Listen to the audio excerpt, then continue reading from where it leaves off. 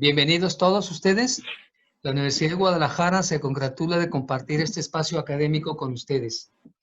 La Universidad de Guadalajara sigue un modelo departamental. Nosotros ofertamos todo nuestro trabajo a través de departamentos y precisamente esta conferencia que va a dictar la doctora Renata Cubus es una de las actividades de una de las academias que están adscritas al Departamento de Mercadotecnia y Negocios Internacionales. Esta academia, el responsable de ellos es el doctor José Sánchez Gutiérrez. La academia que ampara este evento o que cubre este evento es la Academia de Creatividad e Innovación en los Negocios. Bien. Se hace este evento, se propone, se presenta este evento dentro de la semana denominada Negomarket. El número es la 34ª semana de Mercadotecnia y Negocios. Este es un espacio, es un escenario donde las diversas academias que ofertan toda la malla curricular presentan la evidencia de sus avances, de sus trabajos, en donde involucra a los profesores y a los estudiantes. Por mencionar algunos, que es una mínima parte, y sobre todo que estamos condicionados por la pandemia, no quisiera ni siquiera mencionarla, pero pues está vigente y tengo que hacerlo. Todo lo habíamos hecho presencial, pero pues ahora con la pandemia pues nos obliga a utilizar este recurso. Está bien. Por mencionarles algunos datos, entre otros se oferta el 6º concurso de cartel científico, el 4º concurso de caricatura política, la 23ª Expo Cultura, que habla de sustentabilidad en el mundo. En semana, esta es la 34ª semana de Negomarket. Entre otras cosas, también se presentan webinars, mesas de trabajo de la Academia de Mercadotecnia Aplicada. Ese es en sí el escenario en donde se está sustentando este acto académico, este evento, más que acto, este evento académico. Bien. ¿Quién nos va a presentar la conferencia? Bien, es la doctora Renata Cubus, quien es doctora en Ecosistemas de Innovación en la Unión Europea por la UNED. Es una teórica y practicante de innovación e inteligencia colectiva. Fundadora del CID, que es una red, CID-N, que es una red de desarrollo de inteligencia colectiva. Además, ostenta el premio InnovaCED 2019 de emprendimiento científico en categoría de industria y energía por el proyecto Startup. Tiene más de 12 años de experiencia profesional internacional en innovación y tecnología bancaria y de riesgo. Y de manera honorífica, ella colabora también con la Universidad Complutense, además de la UNED. Bien, como la estrella del programa es Renata, entonces le voy a ceder el uso de la palabra a Renata para que nos hable entonces de su conferencia. Si eres tan amable, Renata, y puedes empezar. Vale, pues bienvenidos todos a la conferencia. Agradecer vuestra presencia y también la oportunidad de colaboración con la Academia de Creatividad e Innovación en los Negocios. Y también, desde luego, al doctor Guillermo Vázquez Ávila por esta oportunidad de colaborar. Comentaros que esta conferencia se va a grabar y si no tenemos problemas técnicos se colgará en nuestro canal de YouTube de CID-N.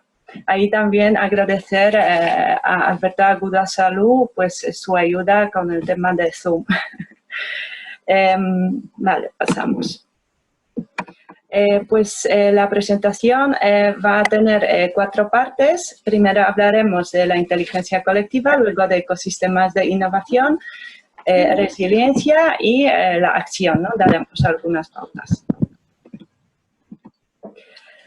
Aquí tenemos el ejemplo de las mixobacterias y también otras como Acrasis rosea para explicarnos la relación que puede haber entre la inteligencia colectiva y la resiliencia. En este símil biológico fácil, si las condiciones del entorno como humedad o temperatura son buenas, cada una de las bacterias y otros organismos vive por su parte. Podríamos decir que funcionan bajo la premisa individualista del mercado. Cada una de las bacterias lucha por su bien y así consigue el bien de todo el colectivo. Pero cuando las condiciones ya no son propicias, estas bacterias se unen y funcionan como un organismo. Se evoluciona desde la visión individualista hacia la visión colectiva. Funcionar bajo esta premisa colectiva hace que los individuos puedan sobrevivir y ser resilientes. En términos humanos, podríamos compararlo con los grandes desafíos de nuestros tiempos, que nadie puede resolver de forma individual. Por ejemplo, la crisis medioambiental, temas como la contaminación del aire. Remarcar que el concepto de inteligencia colectiva que empleamos es el de MIT, Massachusetts Institute of Technology. Las personas como Jeff Morgan o Thomas Mann. He pensado también recomendaros algún libro para profundizar las temáticas y en este caso sería el de Big Mind, Gran Mente, o cómo la inteligencia colectiva puede cambiar el mundo. Creo que no está traducido al español, pero lo encontráis en inglés fácilmente. Vamos entonces al concepto de la inteligencia colectiva. En primer lugar, se intenta buscar un factor llamado C para medir esta inteligencia, que sería similar al factor G de inteligencia general en términos psicológicos de un individuo. Que todos tendríamos que llevarnos esta inteligencia encima, ¿no? Hoy también. Y que podría determinar el desempeño cognitivo en las diferentes tareas. Por lo que se ha podido comprobar, este factor C, es decir, de la inteligencia colectiva, no correlaciona fuertemente con la inteligencia individual o promedia máxima de los miembros del grupo. La clave de la inteligencia colectiva está, en cambio, en su orquestación apropiada. Esta orquestación, en términos de innovación, se llevaría a cabo a través de ecosistemas de innovación, como la evolución estructurada de la visión de innovación, la hélice de la innovación que incluye actores y procesos en sus niveles. Cuando pensamos en la inteligencia colectiva, pensamos sobre todo en los grupos humanos, pero en la visión que presento aquí, la inteligencia colectiva se refiere a la combinación de la inteligencia humana, la inteligencia artificial y de otros seres vivos, siempre abordada en su conjunto.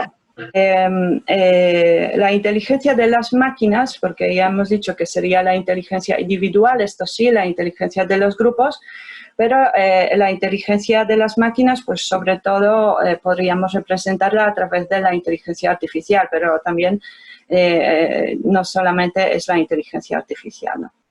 Y luego, en cuanto a los animales, por ejemplo, los buitres en Perú son usados para detectar los basureros ilegales, las palomas en Londres para detectar los niveles de contaminación del aire.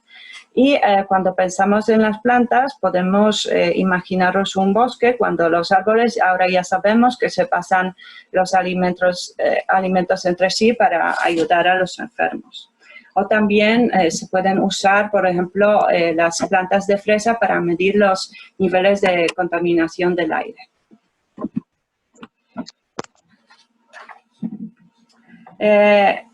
Esto eran las visiones optimistas, ¿no? Pero la inteligencia que se reconoce ahora, sobre todo a nivel de sistemas, salvo honrosas excepciones, no es la inteligencia que sirve para prevenir.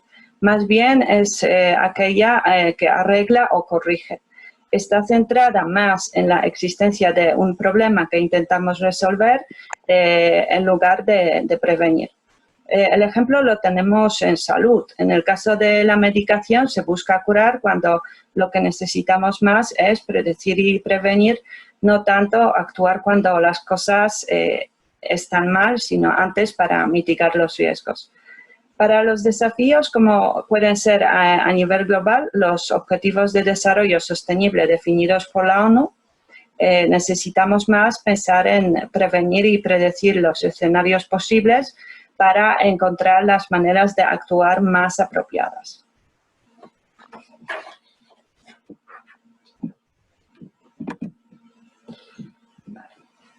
Estas son las mismas características que tiene la inteligencia que se ha desarrollado para los campos como militar, finanzas o marketing.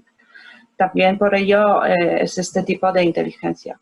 Igualmente en las elecciones, ¿no? Cuando se centra en dar respuestas a algunas preguntas como cuánta gente va a votar o ha votado a tal candidato. Y si queremos plantarle cara a problemas como la salud, una pandemia, la que tenemos ahora, el medio ambiente, pero igualmente las cuestiones de comunidades, temas de prosperidad, en general lo que implica a todo el planeta, entonces tenemos que pensar decididamente más en esta inteligencia colectiva. La inteligencia colectiva permite generar las preguntas adecuadas, emplear el pensamiento lateral creativo, fuera de los patrones habituales, exclusivamente lógicos, por ejemplo, adaptando roles diferentes, ¿no? En las reuniones, los 6 sombreros de Bono, y aquí también os sugiero un libro de Bono sobre el pensamiento lateral y que permite también detectar las pautas divergentes. Cuando muchas veces pensamos sobre la inteligencia colectiva, nos imaginamos algo bastante abstracto, ¿no? Como estilo Kumbaya de New Age, que dice que pensemos todos juntos, ¿no? Y por ejemplo, si sabemos desear bien, pues los problemas se resolverán por sí solos, ¿no? Por ejemplo, el famoso libro El Secreto. O también muchas veces se habla de la inteligencia de las muchedumbres, ¿no? Que surge por sí sola, ¿no? Ya como se pregunta a muchísima gente, pues seguro que habrá entre estas una respuesta correcta, ¿no? Pero en mi caso, cuando hablo de la inteligencia colectiva, pues hablo sobre eso, una inteligencia colectiva que hay que orquestar, ¿no? Y aquí veremos unos ejemplos que tal vez muchas veces no asociamos con esta inteligencia colectiva. El primer ejemplo pues, sería el proyecto de Linux, que supongo que conocerán todos, que es un sistema operativo, o también Wikipedia, ¿no?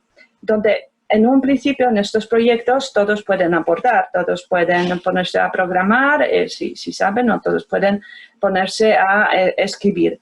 Pero hay un grupo con cierta jerarquía, es un grupo de curadores que es este grupo quien decide que al final se queda y que no, que no es así como que toda la aportación vale. Luego el proyecto de Galaxy Zoo es un proyecto de la ciencia ciudadana, es decir, donde los ciudadanos aportan no solamente a las mediciones, porque muchas veces sería pues crowdsourcing, sino también aportan en la definición de los proyectos de investigación e igualmente ayudan en sacar las conclusiones. En Galaxy Zoo, los voluntarios revisan las fotos del universo de la NASA para detectar estas pautas divergentes que los ordenadores no hacen tan bien. De hecho, gran parte de los descubrimientos en cuanto al universo, si os fijáis, lo hacen científicos ciudadanos.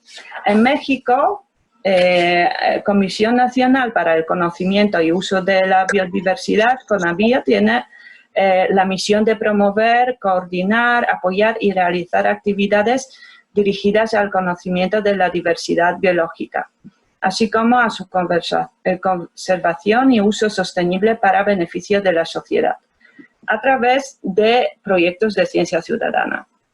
El proyecto de History Pin, que es otro de los ejemplos puestos, reúne la historia de las comunidades que si no generalmente quedarían fuera de los libros de historia, que suelen ser generalistas. WikiHouse sirve para compartir diseños abiertos de casas. MakerBot Thingiverse 3D para compartir los diseños en impresión 3D. Duolingo, no sé si conocéis, es la plataforma para aprender idiomas y de hecho se habla que ha conseguido acortar mucho el tiempo necesario para el aprendizaje de los idiomas y la metodología que ha surgido gracias a ello.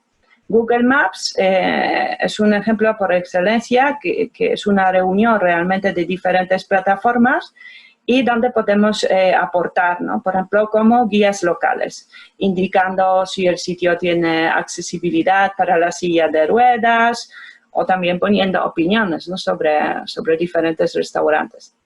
Y muchos piensan que la inteligencia artificial y los algoritmos se quedarán con los trabajos de nivel bajo y medio, pero hay también algunos algoritmos o inteligencia colectiva que son, inteligencia artificial, que son jefes de empresas, ¿no? Deciden las inversiones. Luego también hay proyectos de inteligencia colectiva en cuestiones de salud, con toda la información que pueden proporcionar los pacientes y también, desde luego, los proyectos del gobierno.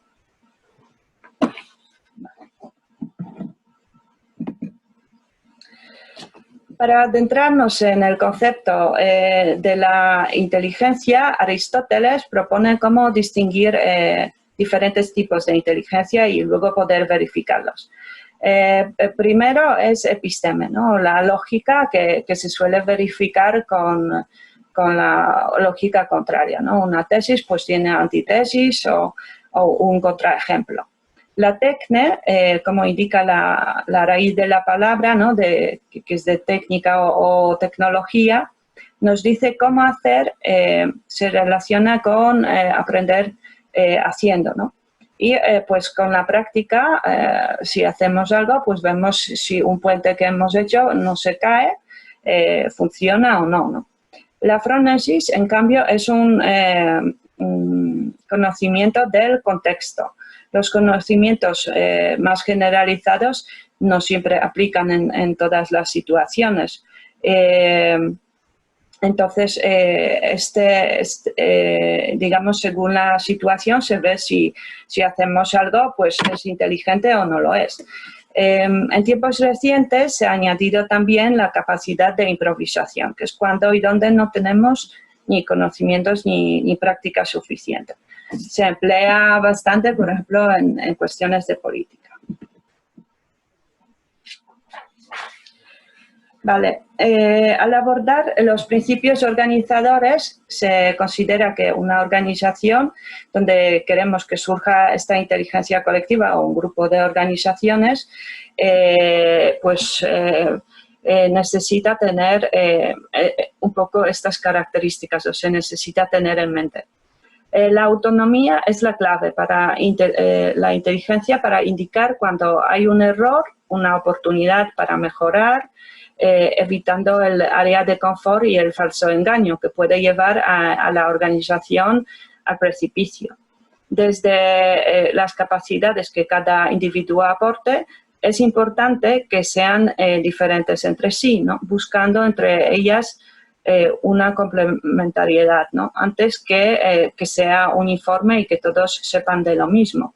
Esto implica contar con individuos con distintos orígenes, antecedentes y perfiles formativos. Este es también un principio clave para fomentar la inclusión. Otra característica es foco y granularidad. Saber pues, acotar las situaciones según su nivel correspondiente, sin despistarnos en temas que no corresponden o también sin perder, digamos, el total del tema, si nos enfocamos demasiado. Y por fin, pero por ello no menos importante, es necesario pues integrar lo aprendido para la acción, porque aprender siempre es un esfuerzo y desde luego lo que importa en la vida es actuar.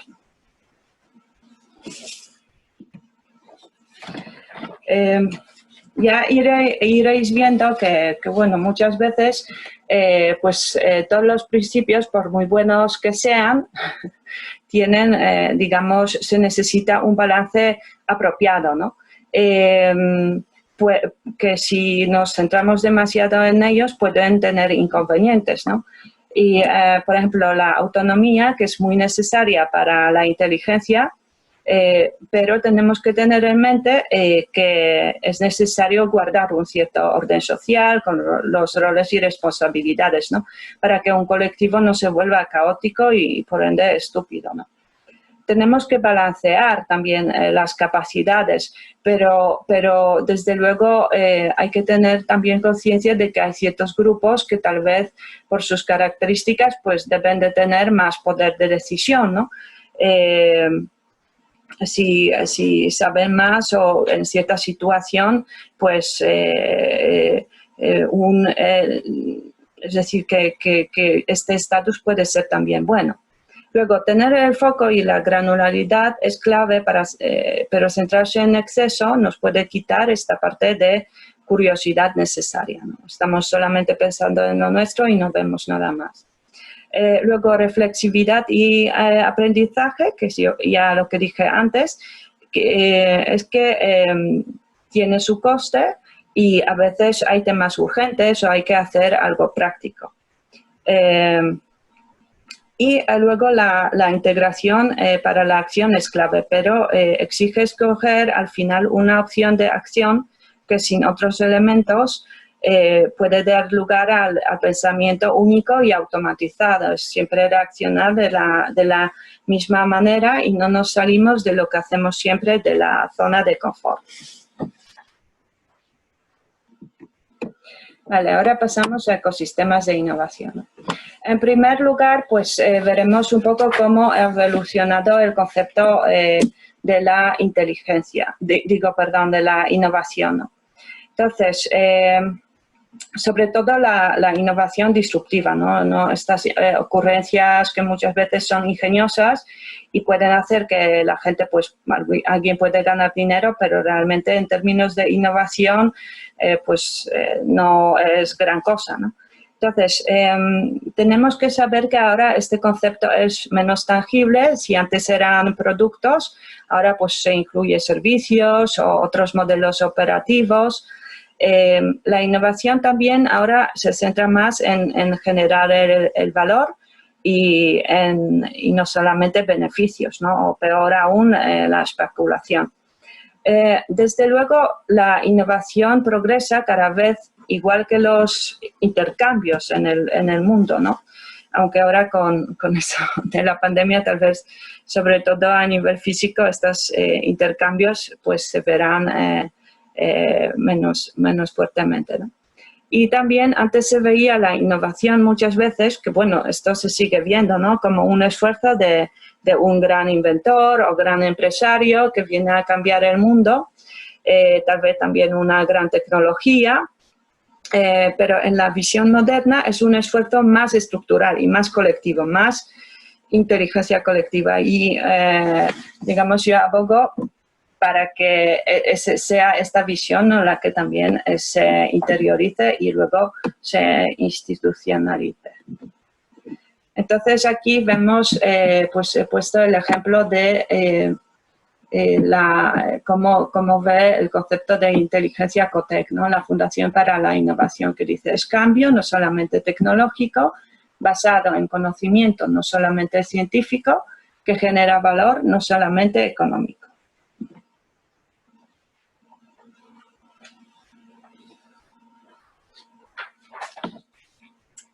Pasando a la visión más sistémica, esta surge del triángulo de conocimiento de Sabato, que bueno, era también de Latinoamérica, y me gusta mucho porque define los principales actores, retomados luego en la hélice de innovación, que es la visión estructural, digamos, que se aplica ahora en la Unión Europea en temas de innovación.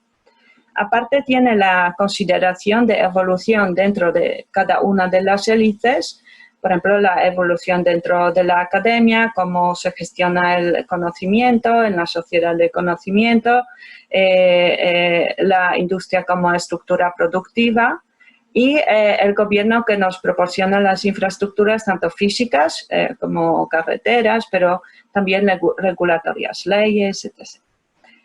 También esta visión de triángulo de conocimiento considera las dinámicas entre las élites, las maneras de colaborar entre los actores, que veremos más en detalle más adelante. Pero también y sobre todo en la interacción que hay entre los diferentes ecosistemas de innovación.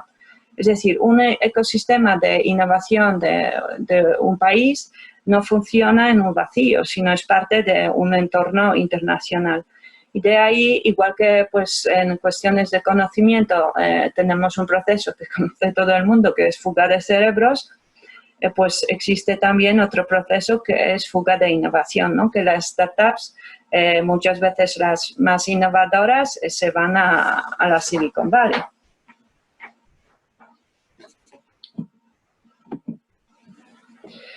Aquí podemos ver los diferentes modelos de interacción entre los actores de ecosistemas de innovación.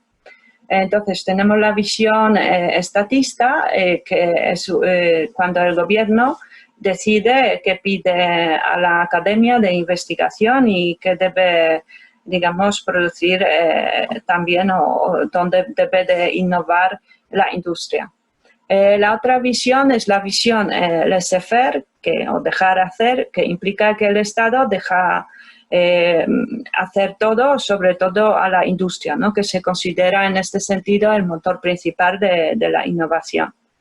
Esta es la opinión, digamos, individualista y existe, por ejemplo, así se imaginan muchos estadounidenses, pues cómo funciona su sistema de innovación, ¿no? Pero realmente, si lo miramos un poco más en detalle, vemos que es un sistema más que nada imaginario, ¿no? Porque, por ejemplo, la famosa Valle de Silicio, o Silicon Valley, surge de las investigaciones militares de los radares a finales de la guerra, de la Segunda Guerra Mundial, ¿no? Pero luego, claro, ya se involucran las universidades y solamente en las últimas décadas es cuando implica a las empresas, ¿no? Pero ahora parece realmente que son solamente las empresas que lo llevan adelante. Y la visión de triple hélice implicaría más colaboración entre estos actores, es una visión más estructural, y en ese modelo quien, digamos, lleva la voz cantante es la academia, ¿no? Como el motor de conocimiento en la sociedad. Aquí podemos ver las etapas de evolución dentro de la hélice, de la triple hélice, ¿no? Pasamos por el incremento de la colaboración entre todos, cogen ímpetu, luego cada uno de los actores empieza asumiendo el papel del otro. Y, por ejemplo, la academia crea sus startups, asumiendo el papel empresarial de emprendimiento, las empresas crean sus laboratorios de innovación y el gobierno, por ejemplo, se involucra en la venture capital, capital riesgo, ¿no? Para invertir en las startups. En la etapa siguiente, pues se pasa de las relaciones bilaterales hacia las multilaterales. Ya no solamente, por ejemplo, es la bien conocida e investigada relación universidad-empresa, que no por ello es más fácil, sino también en estas son relaciones multilaterales, ¿no? Ya es universidad-empresa, pero también el gobierno. Y, digamos, la última etapa es cuando todo queda internalizado y se institucionaliza, ¿no? Que ya las instituciones funcionan de esta manera, pero también de esta manera se entiende la innovación a nivel de imaginario público, ¿no? Todo el mundo pues sabe que esto es así, ¿no? Aquí vemos la hélice de innovación, que es un poco el fruto, digamos, de mi tesis doctoral. Entonces, he evolucionado el modelo de triple hélice añadiendo la sociedad y medio ambiente por parte de los actores. Por parte de procesos, por un lado está el desarrollo del proceso de innovación, pero también la localización de sus pasos en una perspectiva multinivel. Entonces, empezamos por la investigación básica y aplicada, también translacional, que es la que está más cerca digamos, de la innovación y de la puesta en mercado, por ejemplo. Y luego pues se hacen las pruebas de concepto, generalmente en un nicho, que puede ser una incubadora, una tecnópolis o también un lugar. Y cuando se abre la ventana de oportunidad para la innovación, digamos, esta innovación se puede escalar e implementar en el mercado sobrepasando la famosa valle de la muerte. El nivel de cómo funciona la industria, sobre todo con sus cadenas de valor, corresponde al régimen sociotécnico y se caracteriza por la rigidez, ¿no? Y muchas veces cierres subóptimos. Es decir, hay opciones mejores, pero no prosperan porque todos los actores dentro de la cadena de valor ya tienen todo preparado y funcionando, aunque puede que tenga sus problemas, pero todos saben cómo manejarlos. Entonces no se percibe la necesidad, ¿no? Por eso muchas veces muchas innovaciones interesantes pues no se implementan. Esta necesidad para que surja, ¿no? Viene dada y requerida por el nivel del paisaje, de imaginario público.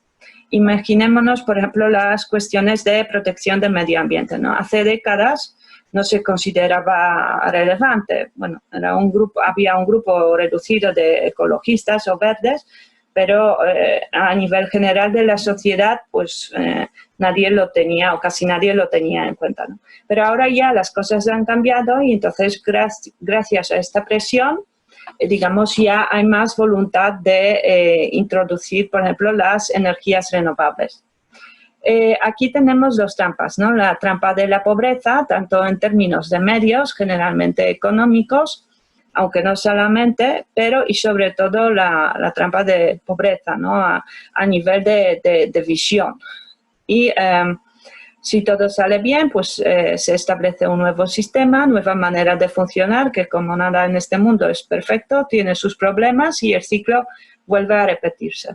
Y es una evolución no tanto plana como en espiral, ¿no? Si suponemos que todas las innovaciones nos llevan al progreso y no a la involución. Aquí volvemos un poco al papel de la sociedad y el medio ambiente. Entonces, la sociedad tiene más agencia en nuestros tiempos porque gracias a la digitalización, las diferentes redes sociales, pues la sociedad se organiza más. Los consumidores, que también es sociedad, gracias a la innovación abierta, los makers ya se llaman muchas veces prosumidores, ¿no? Como una mezcla entre los productores y los consumidores. Y los ciudadanos participan también de forma más activa en la democracia, sobre todo si es democracia participativa, y también en la ciencia a través de la ciencia ciudadana. Adquiere relevancia la innovación social y se reconoce también que la tecnología no viene dada para luego solamente observar su impacto, sino se ve afectada, se moldea en su interacción con la sociedad. Y desde luego se piensa más en la inteligencia colectiva. El medio ambiente es relevante por parte de ecosistemas de innovación, ¿no? Por parte de eco, ¿no? De ecología. Tiene visión de la dimensión global, ¿no? Como una mezcla, local, una mezcla entre global y local. Por un lado, tener la conciencia del hogar, que no todo es la economía de flujos, ¿no? Que parece que puede estar en cualquier lugar. Las redes, en cambio, los espacios virtuales permiten que se pueda llegar de ahí a un nivel global, ¿no? Desde cualquier rincón de la Tierra. Se considera también la economía circular, pensando más en la nave espacial Tierra, con sus circuitos cerrados. Y ahora, además, gracias a los sistemas, hay intentos de dar agencia, ¿no? Por ejemplo, a los bosques que comercian con sus árboles y los ganados pueden invertir en sus cuidados, ¿no? Son ejemplos, digamos, esporádicos, pero no obstante interesantes. Vale, ahora ya pasamos a la resiliencia, sobre todo para entender el paralelismo entre el proceso de la innovación y la resiliencia, pero también para comprender mejor su aporte a la sostenibilidad de la innovación. ¿Qué es la resiliencia? Pues la resiliencia es la capacidad de un ecosistema, bueno, persona, etc., para absorber el choque, aguardando su integridad y objetivo. Vale, aquí vemos el ciclo adaptativo de resiliencia que marca la necesidad de esta ventana de oportunidad, ¿no? Para que después, aquí vemos, hay un choque y entonces si se abre esta oportunidad, el sistema progresa y no se degrada, ¿no? Que también se puede dar, desgraciadamente, este caso, igual que se puede dar caso de la estupidez colectiva y no la inteligencia, ¿no? Y vemos cómo, digamos, este ciclo adaptativo corresponde un poco también con el ciclo de la innovación, porque muchas veces la innovación es la respuesta resiliente a un choque. Aquí vemos las pautas de la resiliencia, ¿no? En cierto modo, saber escuchar a nivel sistémico, porque a veces podemos no tener la conciencia de la crisis que se nos avecina o ya está cambiándolo todo. Tenemos que tener incorporados los contramecanismos en casos de problemas, por ejemplo, planes de continuidad de negocios, y luego la modularidad, el desacople, la interoperabilidad, ¿no? Ayudan a hacer funcionar el sistema en modo reducido en tiempos difíciles.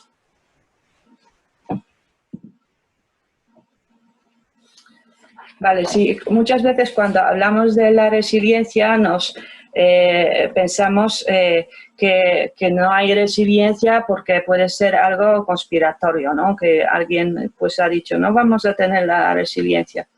Pero no es así, ¿no? Es simplemente porque las prioridades se traducen en un momento dado de otra manera y todo tiene sus ventajas e inconvenientes. ¿No? Aquí he puesto el dibujo de la odisea de vender paraguas sin lluvia. Entonces, cuando esta adaptabilidad en términos de resiliencia, pues tiene su coste, sobre todo económico, ¿no? Pensad, por ejemplo, en sistemas, estas just in time, ¿no? Justo al tiempo. Ahorran costes, pero en tiempos de crisis generalmente dejan de funcionar porque está todo tan ajustado que con el menor fallo del sistema ya se tambalea y para, ¿no? Más agilidad, esta interoperabilidad, modularidad, suponen muchas veces también más complejidad, ¿no? Y por ende más coste.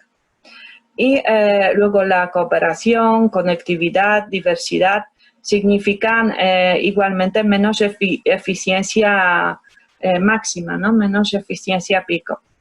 Pensar en todo puede ralentizar el crecimiento de una parte dada, ¿no? Por ejemplo, si pensamos, tal vez un grupo podría tener más recursos, pero si pensamos en conjunto es mejor pues distribuirlo entre varios, ¿no? Entonces, desde la perspectiva del grupo no puede ser que no se vea beneficioso. Vale, ahora ya pasamos a la acción. Ya remarcamos, porque hablamos y pensamos todos, entonces tenemos que ver que lo que realmente importa es actuar, ¿no? Dentro de un colectivo y generar la inteligencia colectiva. Estas dos capacidades son muy necesarias para los desafíos globales y para la obtención de una resiliencia más generalizada y más sistémica. Vale, entonces, ¿qué podemos hacer para impulsar la inteligencia colectiva? Primero, os podéis mirar mi tesis doctoral, donde explico muchos de estos temas. Y luego, desde luego, podéis seguirnos a la red de desarrollo de inteligencia colectiva. Aquí veis nuestras áreas de interés, pues alrededor de la inteligencia colectiva, innovación, sostenibilidad, ciencia, tecnología, futuro del trabajo, arte, emoción, también ciencia ciudadana. Y luego, ¿dónde estamos? ¿No? Pues estamos en diferentes redes, sobre todo en LinkedIn. También estamos en Meetup. Bueno, tenemos nuestro canal de YouTube, el blog, en el Medium. Ahora también estamos pensando en generar el boletín. Digamos, todo esto un poco desde el principio de la reciprocidad. Aquí quería mostraros algunos proyectos que he mirado los proyectos de ciencia ciudadana, donde cualquiera de vosotros pues os podéis implicar, ¿no? Son en México, como tiene muchísima biodiversidad, hay muchos proyectos relacionados con estos temas. Y desde luego también podéis mirar los proyectos globales, ¿no? Aquí os quería también comentar un proyecto que estamos haciendo, un poco para que os hagáis la idea de las cosas que estamos haciendo en la red, que es el proyecto que hacemos con Social DINAP.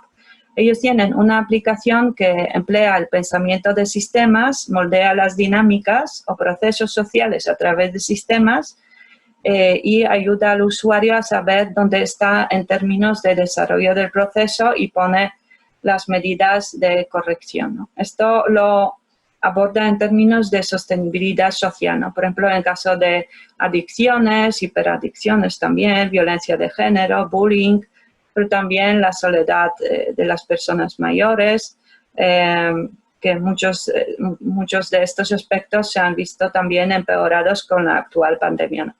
Entonces, estamos configurando con ellos un proyecto de ciencia ciudadana. Mañana, a las 10 horas de aquí, que en México serán 3 horas de la mañana, por eso, digamos, no creo que, bueno, creo que es mejor que durmáis, pero, bueno, se hará una presentación y también luego se colgará en el vídeo en YouTube, que si os parece interesante lo podéis ver en diferido. Bueno, pues muchas gracias a todos por vuestra invitación. Os invitamos a conectarnos, sobre todo vía LinkedIn. Podéis escribirnos con preguntas o propuestas de colaboración. Y bueno, le paso la voz a Guillermo y vosotros y a vosotros si tenéis preguntas. Y algunos antes quisiera hacer alguna pregunta en vivo, por favor. Le invitamos a participar.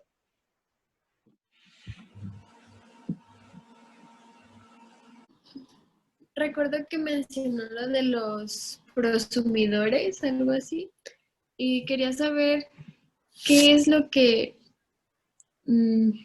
como en qué cantidad es consumidor y en qué cantidad es un productor. O sea, es como, no entendí bien esa referencia. Bueno, yo creo que realmente eso dependerá de cada proceso y de cada producto y de cada persona, ¿no? Más que ver ahí los porcentajes, es como realmente un poco estar conscientes de un proceso que está ocurriendo, ¿no? Que ahora ya el consumidor pues no es un mero consumidor, sino que también muchas veces puede participar en definir el producto, ¿no? Según también las ideas que tengan, ¿no? Si tiene muchas ideas, puede participar mucho. Si tiene pocas ideas, pues participa poco, ¿no? Por ejemplo, los makers, que son como laboratorios, por ejemplo, para la elaboración de los exoesqueletos, que son para la gente que tiene problemas de movilidad, por ejemplo, de la mano, ¿no? Se pone como una estructura. Entonces, para el funcionamiento, para hacer las pruebas de esta estructura, pues hay unos laboratorios ciudadanos donde uno puede colaborar según lo que quiera, ¿no? Entonces, por ejemplo, yo estoy participando en esto de Google Guides. Entonces, claro, si quiero, escribo una opinión o respondo las preguntas. Si tengo tiempo, si no tengo tiempo, pues no. De hecho, ahí también Por ejemplo, me invitaron a ir a California, no he ido, pero si hubiera querido, pues hubiera ido. Supongo que serían como unos días de hablar sobre cómo mejorar el sistema, qué ideas uno tiene. Entonces, eso también, por ejemplo, me contactan empresas, ¿no? Para hablar un poco sobre sus innovaciones que tienen entonces, dependiendo de su producto, pues uno les puede aportar más o menos ideas, pero también es cierto como que al menos uno tiene esta opción, ¿no? Una plataforma, hace poco me han contactado unos chicos que tienen una plataforma para hacer videoconferencias, pero está muy preparada para hacer grupitos pequeños, ¿no? Como dinámicas de grupos. Entonces, claro, estuvimos hablando con ellos pues, sobre algunas ideas de mejora o de cuestiones que podrían tener. Claro, ahí un poco esta parte de prosumidor, ¿no? Es como difícil realmente de definir, y también es un poco el problema de lo que tiene la innovación abierta, ¿no? No sé si habéis visto esta innovación abierta que muchas grandes empresas, sobre todo, tienen páginas donde cada uno puede aportar sus ideas, ¿no? Por ejemplo, así lo tiene Banco Santander, ¿no? que es el que conozco. Entonces, claro, ahí las ideas empiezan porque alguien dice que le gustaría que los campos, en vez de ser como ovalados, fueran cuadrados, o que el color sea más ecológico, entonces se cansa menos la vista, ¿no? Porque el color rojo, que son un poco las cuestiones más estéticas, hasta cuestiones como cómo cambiar los sistemas, digamos, cuestiones muy relevantes, ¿no? Y realmente, igualmente que, por ejemplo, en la plataforma de Madrid también uno puede aportar sus ideas, ¿no? Que hay un presupuesto, entonces cada uno se gasta el presupuesto en diferentes proyectos, ¿no? Que también puede aportar las ideas de estos proyectos.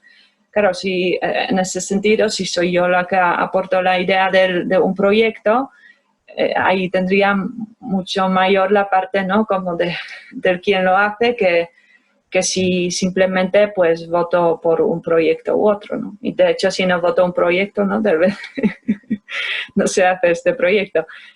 Pero yo creo que lo importante de esto es, digamos, este papel más activo, ¿no? Que ya el consumidor no es solo una empresa prepara un producto y lo vende acabado, te gusta o no, lo compras o no, sino que uno como consumidor generalmente ahora ya tiene opción de participar en el desarrollo de muchos productos, ¿no? Otros tantos no, pero muchos sí. Muchas Bien, gracias. Renata, hay una pregunta más. Es de Alejandra Martínez. Te pregunta que si esto de la inteligencia colectiva es aplicable a todo tipo de negocio. Desde luego, la inteligencia colectiva, es decir, es aplicable, ¿no? Porque si pensamos, eso es como la inteligencia de las personas. Todos tenemos nuestra inteligencia, ¿no? Lo que pasa es que unos la tenemos más grande y otras veces más pequeña, ¿no? Y otras veces tan pequeña que se pasa a la estupidez. Entonces, claro, puede haber organizaciones también estúpidas, desde luego, ¿no? Como que, pero en un principio la idea es de actuar de manera inteligente, ¿no? Aquí he mencionado solamente unos principios, pero desde luego hay como, eso tiene mucho más contenido, ¿no? Hay como ciertos principios, como el juicio, la creatividad, la memoria, etc., ¿no? Como que ciertos principios que también ayudan, ¿no? O las infraestructuras que ayudan a generar la inteligencia colectiva. Pero vamos, eso es algo como pensar cómo funcionar de manera mejor, ¿no? Entonces, esta inteligencia colectiva puede estar si es una organización muy rígida, pues tal vez ya tiene su inteligencia y no puedes cambiar nada, ¿no? pero realmente lo puedes mejorar normalmente en cualquier situación. Ángel Alberto hacía una pregunta que ya fue contestada. O sea, con esta explicación que diste, Renata, contestaste la pregunta de Ángel Alberto Romero, porque dice que la inteligencia colectiva se pierde muy lentamente, que no nos podemos dar cuenta. ¿Cómo podemos evitar dirigirnos a la estupidez antes de que sea tarde? Ya lo contestaste tú en este momento. Sí, sobre todo yo creo que siendo conscientes y también pensando en que realmente la inteligencia, que no siempre, porque eso no es como poner las personas más inteligentes del mundo, los ordenadores mejores del mundo, ¿no? Y ahí ya seguro que surge la inteligencia, ¿no? Porque no hay otra. Pues que no es así, ¿no? Porque es esta conciencia de que esta inteligencia luego como la tenemos que orquestar, ¿no? Que hacer que funcione en su conjunto, que las personas colaboren, que sepan usar estos equipos maravillosos que hemos puesto a su disposición, digamos que haya juegos de poderes que permitan, ¿no? Que se pueda ver opiniones de todos, también que sea un grupo variado, ¿no? Todas estas condiciones hacen que luego pues tenemos más probabilidad de tener una inteligencia colectiva. Sobre todo pensar en ello, ¿no? Que pensar que eso, que no es que va a surgir solo porque ya hay mucha gente muy inteligente y las máquinas muy buenas, ¿no? Sino que nos lo tenemos que plantear, ¿no? Y trabajarlo. Está Luz Guzmán, es una persona que quiere tomar la palabra para hacer una pregunta directa. Pues yo creo que sí. O sea, Sí, perfecto. No veo Muchas gracias.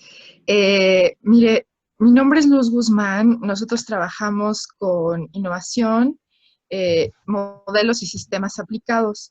Lo que hemos encontrado en nuestra ciudad es una enorme resistencia por parte de la industria para participar en un sistema de innovación abierta y colectiva, por razones de políticas internas de cuidado y protección de propiedad intelectual e industrial.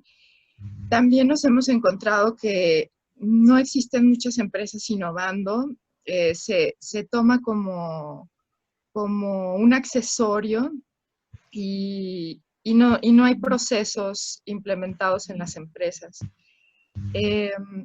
¿Cómo poder, desde el ámbito de maker, de creador y movilizador de masas, poder llegar a que las empresas y los seres humanos entiendan que unidos y juntos podemos evolucionar, crear propiedad intelectual y crear crecimiento y desarrollo económico para todos?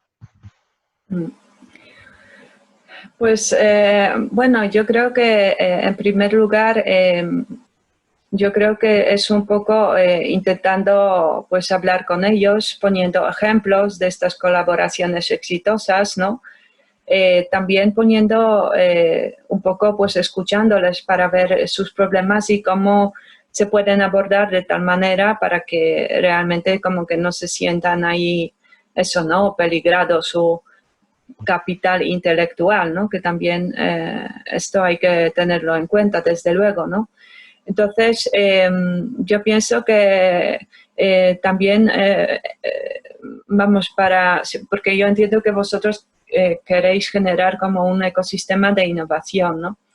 Entonces, desde mi perspectiva, y lo que haría sería buscar algunos que sean más propensos a colaborar, hacer con ellos proyectos, ¿sabes? Paso a paso, ¿no? Un poco pues con lo que se pueda, y luego ya las otras empresas, si ven que esto pues resulta, que es interesante, se irán sumando.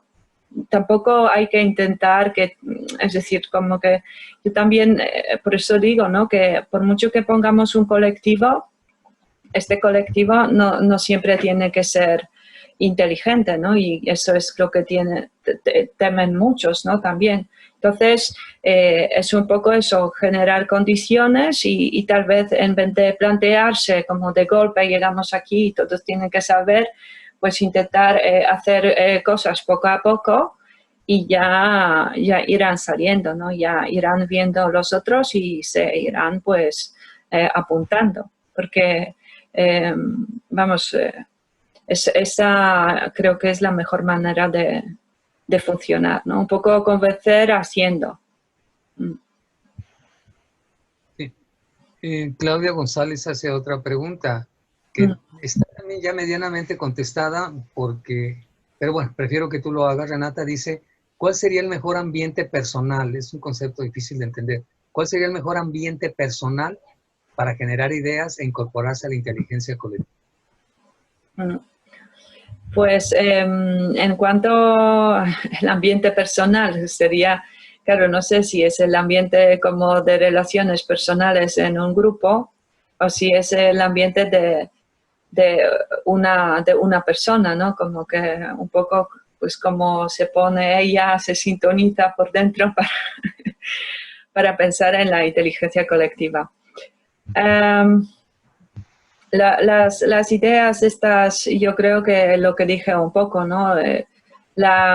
Pues sí, es tener como un ambiente, digamos, diverso, un ambiente abierto, un ambiente también justo, para poder colaborar, ¿no? Luego tampoco esperar que siempre todo va a salir muy bien, es decir, también tener como unas maneras, ¿no? Si ocurre algo que bueno, es normal, ¿no? Que no siempre todo tiene que salir perfectamente, ¿no? Entonces, eso sí, tener mecanismos de resolución de conflictos, ¿no? De resolución de problemas, entonces que hagan que si hay algo que no funciona, pues que se arregle y que no sea un gran problemón del siglo, que un elefante en la habitación que todos intentan no verlo y realmente bloquea todo, ¿no? Entonces, desde luego,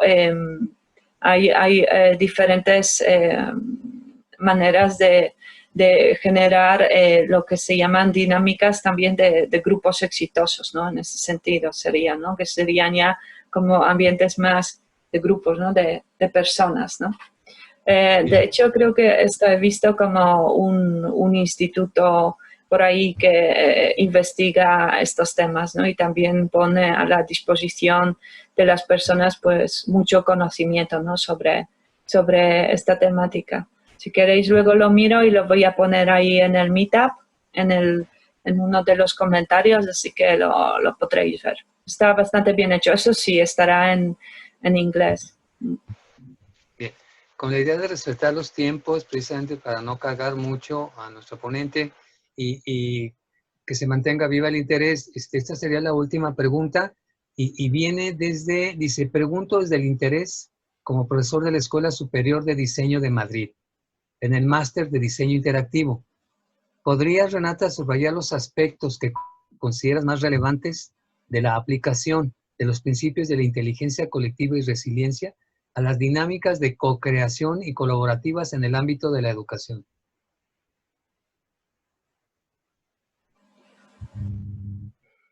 Pues es una pregunta, digamos, vamos, para una tesis doctoral, ¿no? Entonces, claro, lo que creo que es interesante y lo que hay que tener en mente es, sobre todo, pues, saber que es un aspecto a considerar, que muchas veces no se tiene en cuenta, ¿no? Entonces, se plantean cuestiones como si fuera eso lo que dije, ¿no? Si juntamos las personas más inteligentes con materiales mejores y con medios mejores, pues ahí seguro, ¿no? Como por arte de magia va a surgir pues una inteligencia colectiva, ¿no? Entonces, un poco vuelvo a reiterarlo, ¿no? Que ya tener conciencia de ello, que esta sincronización de esta, bueno, tal vez no sincronización, sino sintonización, ¿no? de diferentes medios y de las maneras de colaborar, puesta en marcha de unas ciertas infraestructuras, ¿no? En el sentido de, pues, de ciertos procesos, ¿no? Ciertas reglas de juego también, ciertos espacios también, un poco de creatividad y también donde uno se puede tal vez salir de estas reglas, ¿no? Para explorar. Yo creo que lo más relevante son como bases estructurales, ¿no? Para esta inteligencia colectiva, ¿no? Eso tanto, vamos, en el ámbito de co-creación y en el ámbito de educación como en cualquier ámbito. Luego ya habría que ver, pues, digamos, según el ambiente, ¿no? El ámbito, qué actores hay, si hay realmente algunas, porque a veces pueden existir, ¿no? Como ciertas dinámicas que son nocivas y se llevan un poco por delante todo, ¿no? Allí, por ejemplo, hay un documento muy interesante, el manual de la CIA, ¿no? de la Agencia de Inteligencia de Estados Unidos, que ha quedado desde los tiempos de la guerra, que ha quedado ahora descalificado hace unos años, y entonces está ahí en Internet.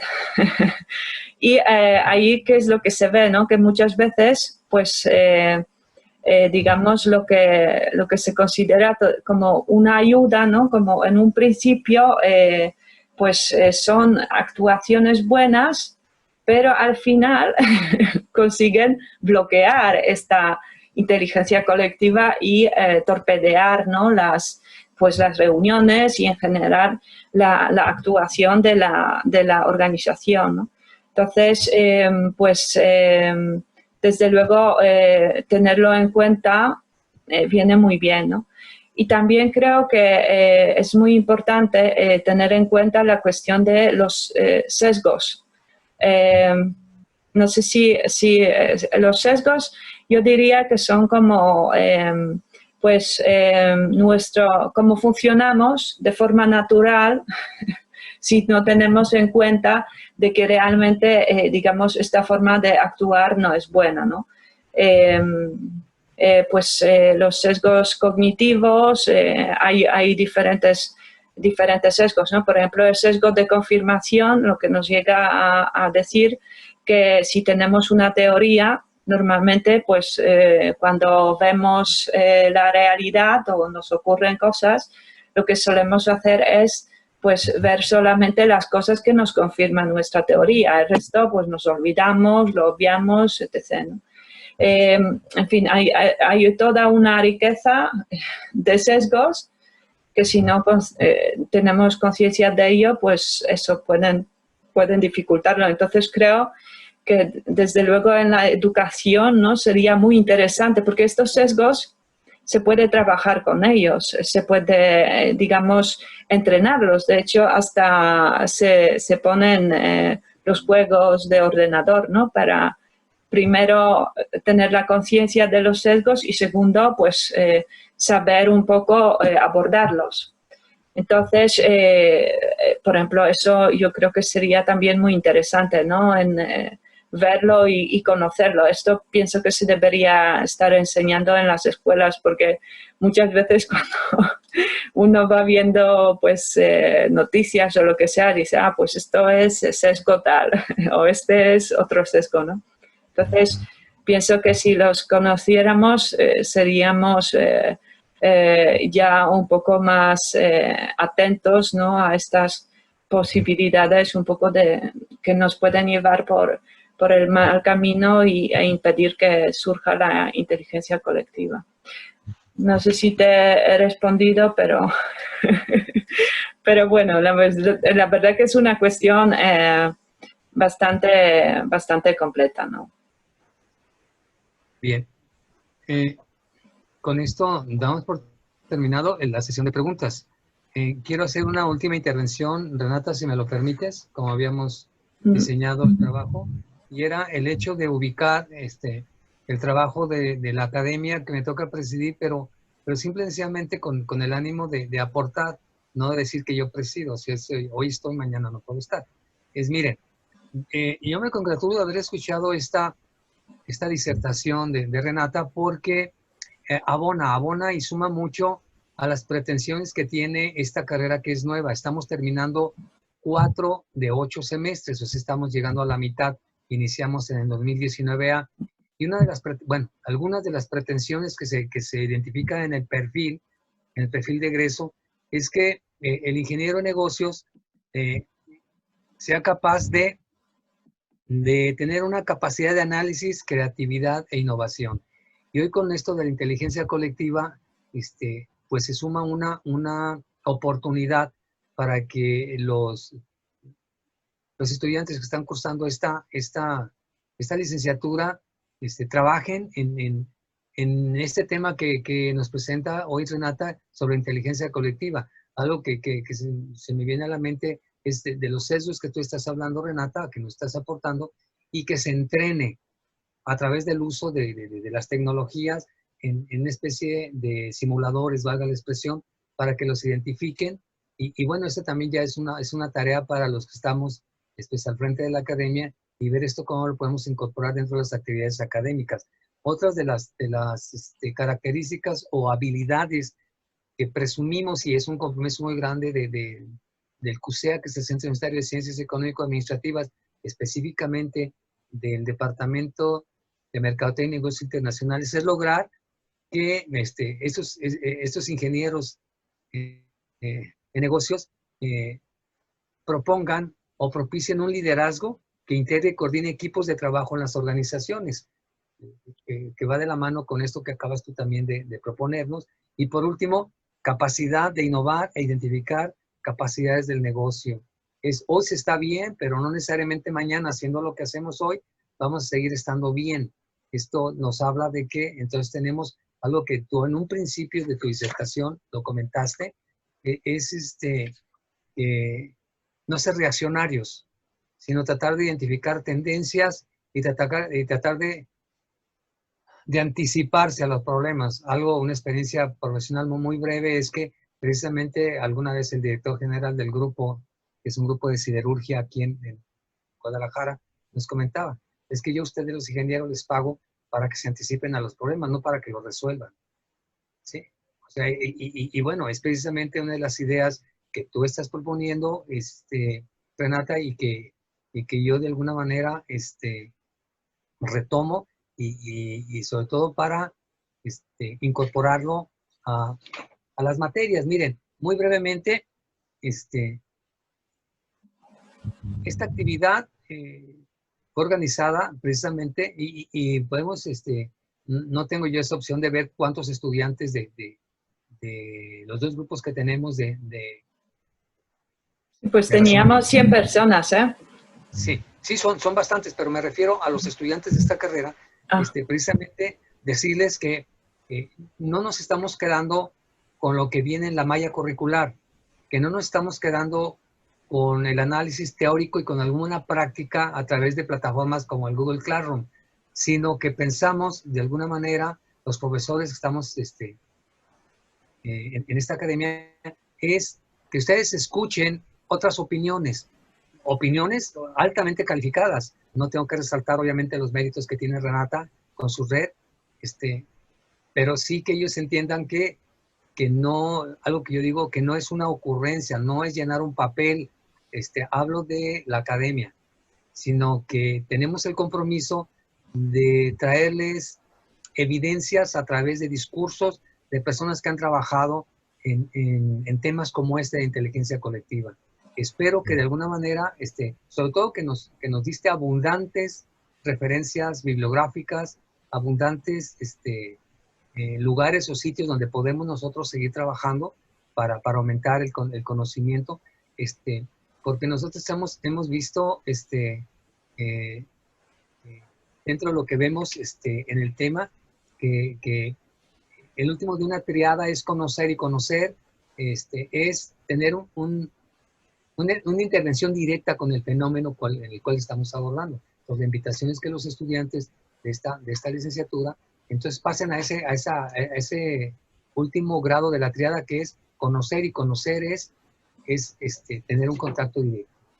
Entonces, pues Renata, quiero agradecerte de una manera profunda y sobre todo ver que se cumplió cabalmente el compromiso que teníamos de aportar, o más bien de abordar un tema de actualidad, que es la inteligencia deportiva, de inteligencia colectiva, que de alguna manera nos dé algunas pautas para seguir involucrándonos en ello, y ya lo comentaremos, bueno, al menos en lo personal, con mis estudiantes.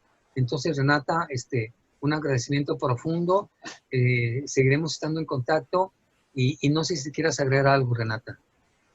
Bueno, agradeceros enormemente. Siempre me encanta, hablar con las personas de México. El año pasado estuve ahí. Este año, pues, ya sabemos cómo están las cosas, pero es un gusto, ¿no? Es un gusto porque siempre veo como mucha frescura y muchas ganas de aprender, ¿no? Que es algo muy relevante. Eso no puedes tener ninguna duda. Y estamos en contacto, entonces a todos los participantes les agradecemos el tiempo que involucraron para estar en esta sesión. Y bueno, entonces damos por terminado el evento. Muchísimas gracias. Gracias. Hasta luego.